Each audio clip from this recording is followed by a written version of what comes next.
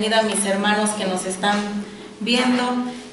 Vamos a estudiar un poco sobre esta parashá que es Toldot o Toledot y que significa generaciones, historia o memoria. Amén. Y damos gracias al Eterno porque nos permite estar este día aquí instruyéndonos en su palabra, estudiando un poco de lo que son las historias de la Escritura, lo que la Escritura nos enseña a través de lo largo de nuestras vidas, qué es lo que nosotros tenemos que hacer a través de que el Señor nos enseña todo lo que hay en la palabra. En esta parashá nos habla de la descendencia de Isaac. Dice generaciones al principio, o sea, nos está hablando de todas las generaciones desde Abraham, y habla de la descendencia de Isaac, el nacimiento de Jacob y el nacimiento de Esaú.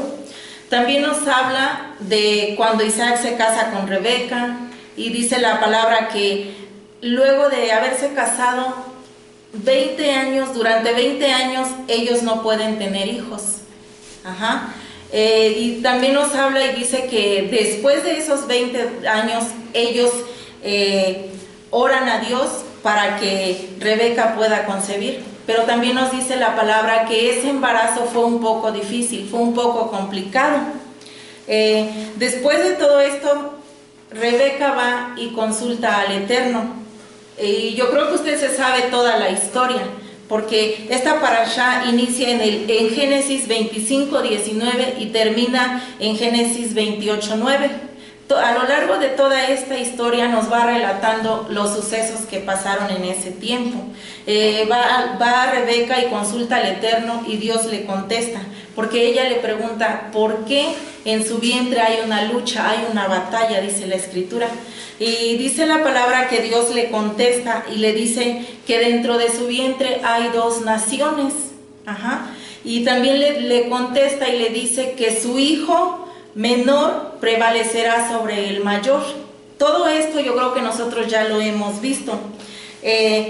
Nos dice también la Escritura que cuando Esaú nace es el primero en salir, y dice que Jacob nace agarrado del talón de Esaú.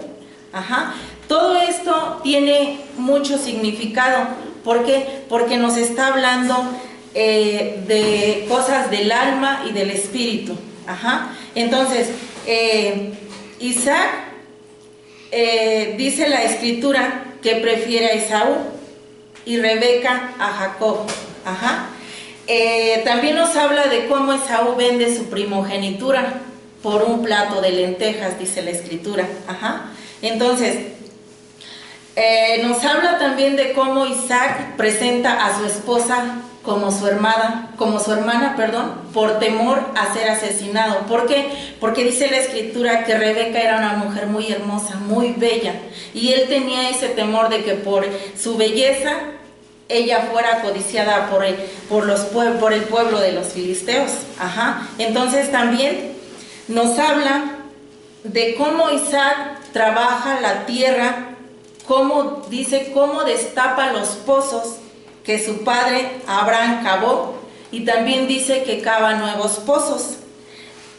Nos dice la Escritura que sobre los dos primeros pozos que había una lucha con los filisteos por el agua de los pozos, pero también nos dice la Escritura que las aguas del tercer pozo fueron ya disfrutadas, ya no hubo ninguna pelea, ya hubo tranquilidad, dice la Escritura.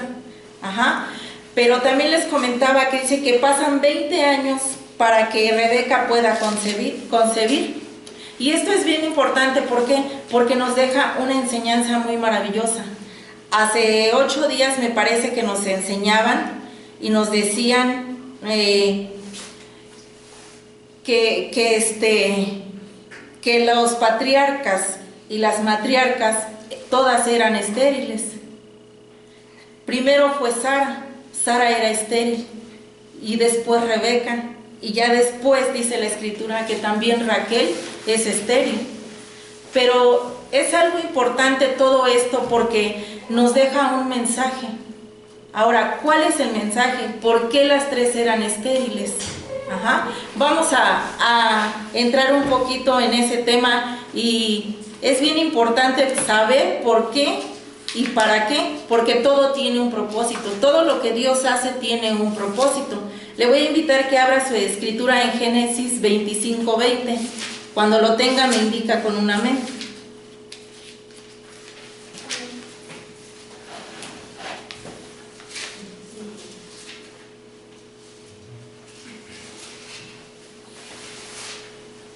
¿Ya lo tenemos todos? Amén. Sí, amén. Le voy a dar lectura. Dice así la bendita palabra. Y era Isaac de 40 años cuando tomó por mujer a Rebeca, hija de Betuel, arameo de Padán Aram, hermana de Labán, arameo. Amén. Rebeca dice la palabra que era una mujer justa, una mujer recta. Pero aquí en este versículo resalta el origen de Rebeca. ¿Por qué? Porque la familia de Rebeca era una familia corrupta, una familia idólatra, pero también dice la palabra que a pesar de todo eso, que ella provenía de esa familia, ella permaneció recta, permaneció justa, ella se guardó, ella no se contaminó, y es por eso que ella llegó a ser una de las matriarcas, porque ella permaneció, ella no se contaminó a pesar de la familia de donde venía. Ella tuvo mucho cuidado de no hacer cosas que no le agradaban al Señor. Amén. ¿Se imagina usted vivir en una familia así y permanecer ella en rectitud, permanecer guardándose de todo lo que ellos hacían? Es difícil. ¿Por qué? Porque nosotros nos damos cuenta de todo eso. Nosotros crecimos en una familia así. Y era difícil guardarse. ¿Por qué? Porque nosotros íbamos y hacíamos lo que hacían nuestros padres, y sin embargo la Escritura dice que no, que ella se guardó, ella no hacía lo que ellos hacían. Entonces todo esto dice que Rebeca lo hacía por amor. Entonces todo el tiempo que ella permaneció sin tener hijos, ¿usted cree que ella se quedó sin hacer nada? Yo creo que no. Yo creo que ella no se quedó con los brazos cruzados esperando a ver y decir, bueno, pues cuando Dios quiera, o si puedo bien, y si no, pues me quedo así. No, ella no se quedó de brazos cruzados esperando a ver qué pasaba. Vamos a ver Génesis, ahí mismo en el 25-21.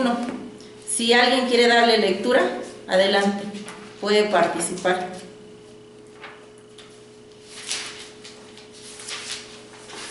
La palabra dice así: y oró Isaac a Adonai por su mujer, que era estéril, y lo aceptó Adonai, y concibió Rebeca su mujer. Amén. Dice la Escritura, y más atrás también dice que Abraham oró por Sara. Aquí dice que Isaac oró por Sara, por Rebeca, perdón. Pero ¿usted cree que solamente él oró?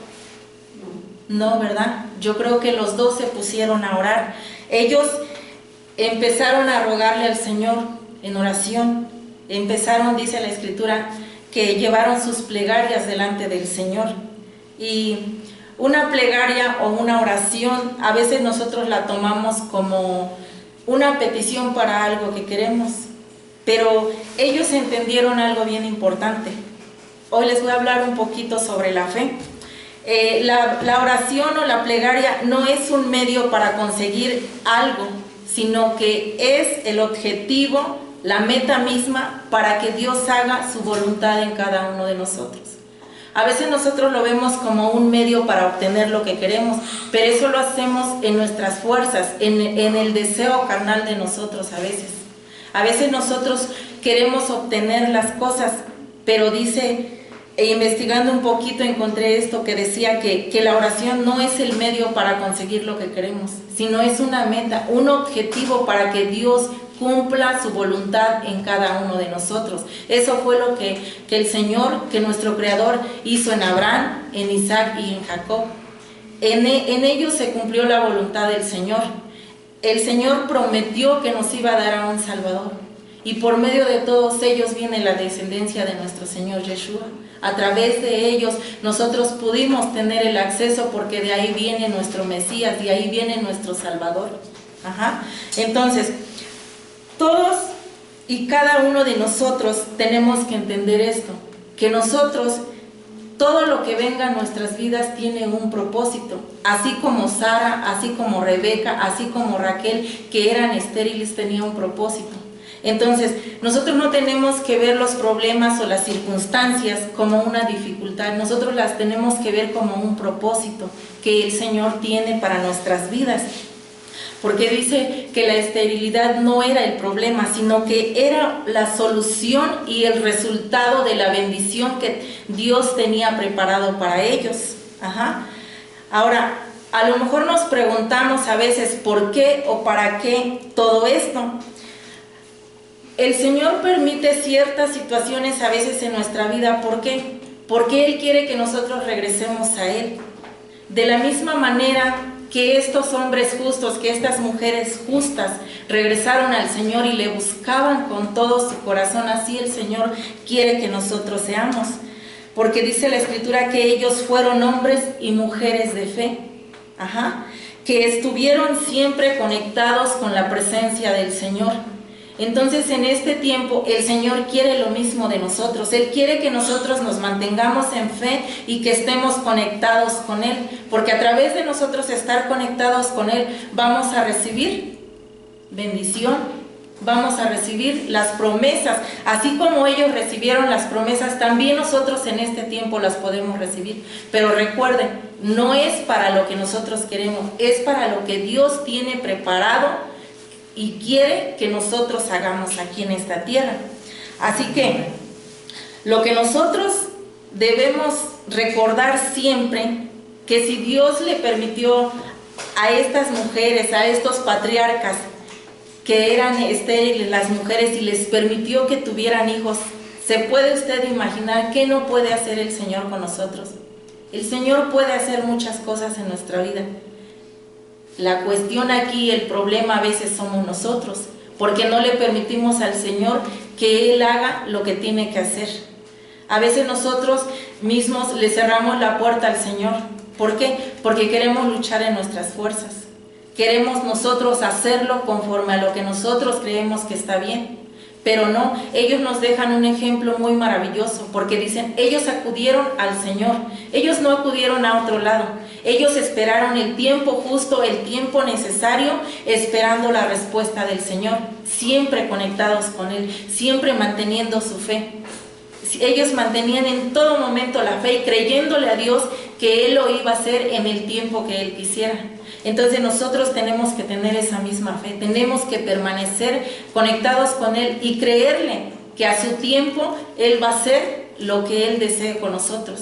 Nosotros únicamente tenemos que decirle, Señor, aquí estoy, y que se haga tu voluntad como ellos.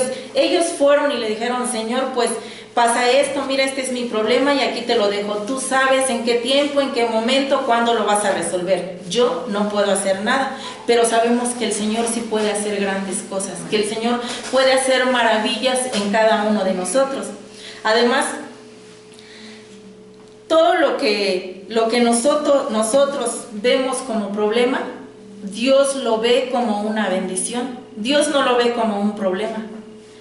No sé si recuerda que hace un tiempo yo le decía, usted no vea su problema grande, usted vea que ese problema ya se resolvió. ¿Por qué? Porque Dios ya lo resolvió. A veces nosotros no lo podemos resolver, pero Él sí lo resuelve. Es cuestión de que tú vayas y le digas, mira, Señor, este es mi problema, estoy pasando por esta situación, yo no sé qué hacer. Yo cuando tengo alguna situación, algún problema, yo acudo al Señor y le digo, mira, Señor, estoy pasando por este problema y yo no sé cómo resolverlo, no sé cómo enfrentarlo, cómo afrontarlo, Señor, pero yo sé que tú en tu misericordia me vas a dar esa sabiduría y también sé que tú ya lo resolviste y te lo dejo aquí, te lo entrego a ti, haz lo que tengas que hacer.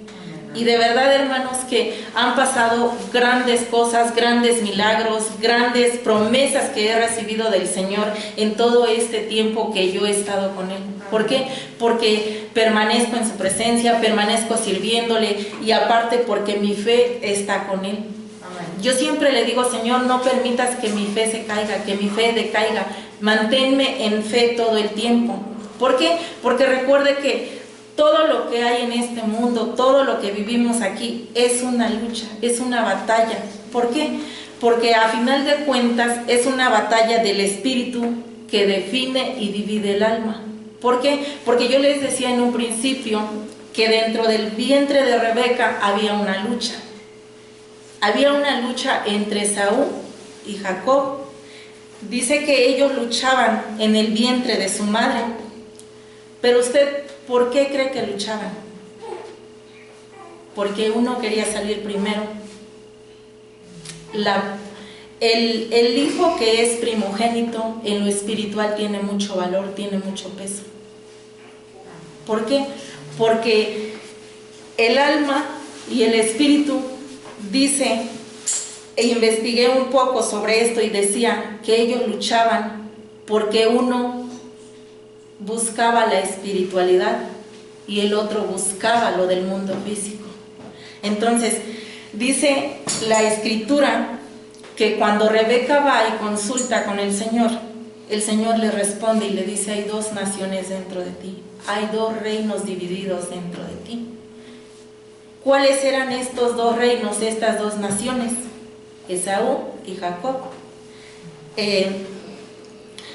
Había un reino físico y uno espiritual. El de Esaú representa a Edom y a Roma. Entonces, representa la idolatría, todo lo que no le agrada a Dios. Pero también dice la escritura que el Señor le contestó a Rebeca y le dijo que el menor iba a prevalecer. ¿Por qué? Porque Jacob representa al pueblo de Israel. Jacob es la mano de Jacob es la plegaria, es la oración, y la mano de Esaú representa la espada, representa todo lo que no le agrada a Dios. Y sin embargo, si vemos el trasfondo y vemos a Jacob, dice la escritura que él hacía todo lo que le agradaba a Dios. De hecho, él fue y se casó porque Dios le dijo: ve y cásate con esta persona, porque su mamá le dijo. Y sin embargo, dice la escritura que Esaú, en su enojo, se casó con la persona incorrecta, con mujeres que no debía casarse. O sea, todo esto lo hacía él, quizá por su enojo, por el engaño. Hubo muchas cosas, en toda esta historia hay muchas cosas que podemos sacar muchísimas predicaciones de todo esto. Habla del engaño, habla de cómo Isaac le dio la bendición a Jacob, habla de muchas historias que nosotros podemos dar al pueblo de Dios a conocer.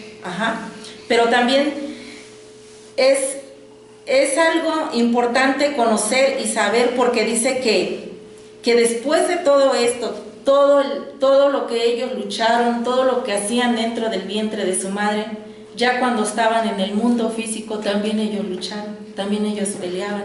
¿Por qué? Porque dado a que Isaac prefería a Esaú, dice que Rebeca prefería a Jacob.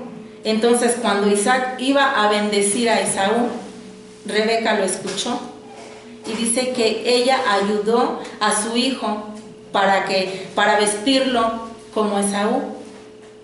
Dice que lo ayudó a ponerse pieles para que fuera velludo igual que su hermano, y para que de esa manera Isaac bendijera a Jacob como primogénito. Cuando Esaú viene y le dicen lo que pasó, él se siente engañado, él se siente traicionado. Entonces Jacob huye de él porque tiene miedo a que su hermano en su enojo le haga algo. Pero todo esto nos enseña que nosotros tenemos que mantenernos firmes en el Señor, firmes en nuestra fe. ¿Por qué? Porque día con día nosotros tenemos una lucha, nosotros tenemos una batalla. ¿Por qué una lucha y una batalla? Por lo mismo que allá afuera hay muchas cosas que son agradables a nuestra vista, a nuestro parecer, pero a la vista de Dios y al parecer del Señor, nada es agradable. Agradable para el Señor es que nosotros obedezcamos su palabra, que nosotros cumplamos con los mandamientos que Él tiene para cada uno de nosotros, porque hay mandamientos para cada uno de nosotros que se nos especifican que debemos cumplir. Es difícil, sí es difícil, pero nada imposible, dice la palabra. ¿Por qué? Porque para el Señor nada es imposible. Y si estamos con el Señor, todo lo que hagamos va a prosperar, todo lo que hagamos va a ser de bendición. Y así estemos en el mundo, estemos donde estemos, si nosotros nos mantenemos en fe y firme en la palabra del Señor, nosotros vamos a prevalecer. ¿Por qué? Porque el Señor está con nosotros. Y todo esto, dice la Escritura, que así como le dijo a Rebeca que el hijo menor iba a prevalecer, esto significa que toda la herejía, todas las mentiras, todas las falsas religiones, al final van a tener que bajar la cabeza y agacharse y aceptar el camino de Dios. Dice la Escritura que al final de los tiempos toda rodilla se doblará. Entonces dice que ellos van a aceptar que el pueblo de Israel brilla e ilumina, y que tiene que servir como luz para todas las naciones. Eso significa Jacob. Esa es la nación de Jacob. Va a servir como luz para todas las naciones, y todas las demás naciones van a venir y se van a postrar. ¿Por qué? Porque es el pueblo de Dios, porque es donde Dios establece su reino, porque es donde Dios está su presencia. Entonces todo esto nos enseña que nosotros tenemos que tomar la decisión de elegir en qué mundo, en qué nación queremos estar. ¿Cuál es la decisión que nosotros tenemos que tomar? Que no importa que nosotros seamos estériles, porque no me refiero a tener hijos como ellas, sino que a veces somos estériles en las áreas de nuestras vidas, en no servir al Señor, en no cumplir, en no obedecer. En eso a veces nosotros quedamos como estáticos sin hacer nada, quedamos ahí esperando a ver qué pasa, esperando a ver si hay una respuesta. No, nosotros tenemos que ser como Rebeca, tenemos que ir al Señor y preguntarle: Señor, ¿en qué te estoy fallando? ¿En qué estoy siendo estéril? ¿En qué me he quedado estancado que no puedo avanzar? Señor, aquí estoy y tú me vas a enseñar qué es lo que está pasando para no avanzar. Porque a veces nos quedamos sentados creyendo que es lo mejor. ¿Pero qué creen? Que si nos quedamos sentados no vamos a cumplir con el propósito que Dios tiene en nuestras vidas.